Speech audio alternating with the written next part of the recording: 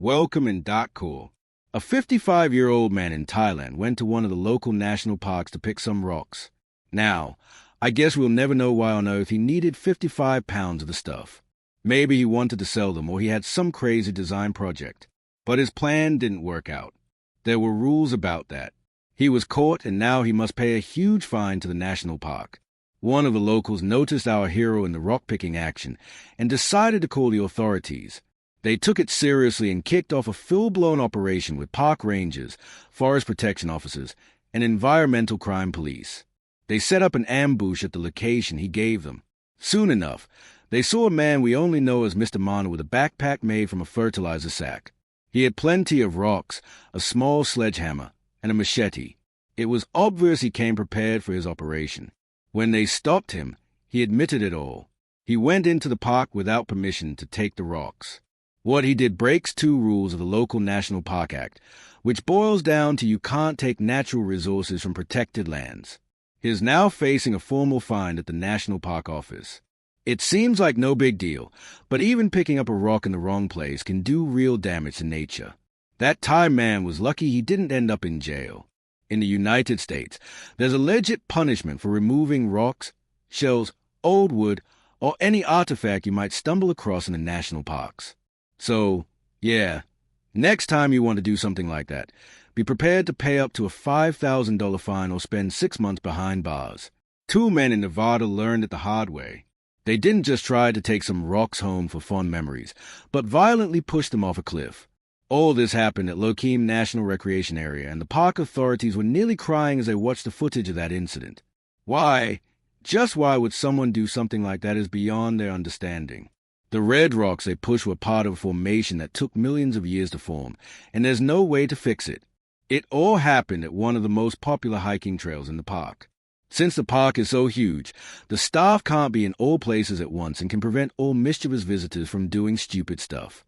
Thankfully, there are responsible tourists among the 6 million people who come here every year, and they let the authorities know about such incidents. In our case, the video helped identify the two men, and the court used as evidence during a 2-day trial with a federal jury. They found the pair guilty of 1 count of injury and attacking government property. So, the two dummies will face up to 1 year in prison, a fine of $100,000, or both penalties. Now, rocks aren't the only thing people try to take back home from hikes. In Arizona's Petrified Forest National Park, they've been stealing fossilized wood for years. This wood has unusual rainbow colors, and it's all part of ancient trees that turned to stone over millions of years. You can learn about prehistoric Earth from each piece, but people don't care that much about that part. They are more excited about the rumors about a mysterious curse that comes with the fossils. They say if you take a chunk home, bad luck will follow you. Yeah, I can see the appeal of that. Who? Hundreds of people who believed it took wood from the park and then sent it back with letters of apology. The park authorities collected hundreds of these letters in the so-called conscience pile, and they have a special wall of shame for them. At some point, park rangers said that naughty visitors had stolen so much wood that the park was getting emptier. They treated every guest as a potential criminal, and who could blame them? But no one did real research on how much petrified wood the visitors stole from the park. Paleontologists finally decided to check if millions of tons of wood were actually missing, and it looks like that was just a rumor. Someone reported wood missing from an area with rock layers that couldn't have it even in theory. Then they compared historic photos to more recent ones from 2007 and 2012.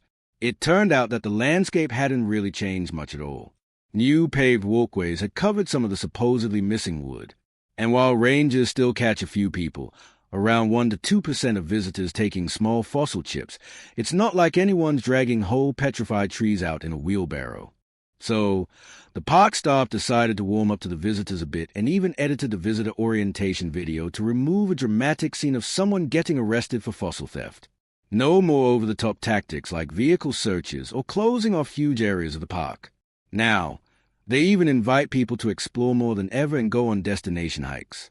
You can trek out to find hidden spots and breathtaking views that most people never see. During one of such supervised public digs, one amateur fossil fan even found the jaw of a long-snouted fish, a species never before discovered in the park. So, if you really can't live without picking up a rock or two in the park, here's some good news for you. The Bureau of Land Management kindly allows people to collect up to 25 pounds of rock plus one piece of petrified wood a day on some of their public lands. You can do it as long as it's for personal use and you're not digging or blasting. In Alaska, some parks permit it as long as you're not using tools or disturbing habitats, but it's always better to double-check the rules. And if you want to collect dinosaur bones or fossils of animals like ancient fish, reptiles, or mammals on public lands, sorry, but that's a definite no-no. Only researchers with special permits from the BLM are allowed to do that. And even when they find something cool, it doesn't belong to them. All the fossils they collect stay public property and get sent to museums, universities, or research centers where they can be studied and displayed. If you find common fossils like old seashells, mollusks, or trilobites, you're usually allowed to take a small amount for personal use, but only if you don't try to sell or trade them. Also, anything you find inside a cave, like animal bones, plants, or cool rock formations, is completely off limits. 2. These things are federally protected, which means you can't touch, damage, or remove them. Just take a photo and leave it for others to see. The same goes for seashells. Picking them up can harm coastal ecosystems. Many creatures depend on them to survive. So, if you take away a shell, you take a part of their life. Shells help keep beaches stable, give birds nesting materials, and give homes for marine life like algae, seagrass, sponges, and teeny tiny crabs. Shells also contain calcium carbonate, which dissolves into seawater and gets reused by the ocean. That means every shell is part of a big recycling system.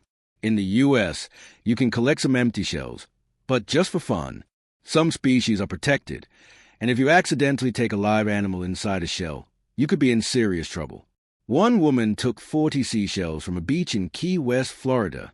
Turns out those shells had live queen conchs inside.